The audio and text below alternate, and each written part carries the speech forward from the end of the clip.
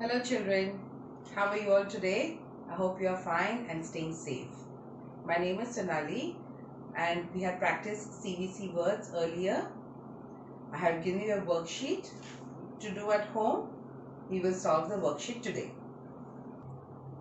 So remember this worksheet that I had given you all? Yes. So let's solve the worksheet today. Okay. The first word was, what is this picture? Bed. Bed. So which vowel will come? Here A, E, I, O you are given. So will come E. Very good. So bed. Next word is cat. Cat. Which vowel? A. Very good. Cat. Then what is this? Net. Net. A-E. Yes, E will come.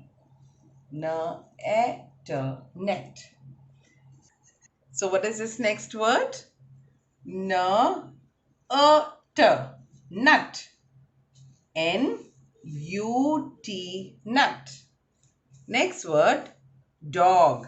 Dog. Dog. O. Dog. Dog. Next word is bat. Bat. Bat. B-A-T. Bat. Then next is, what is this picture? Pig. Pig.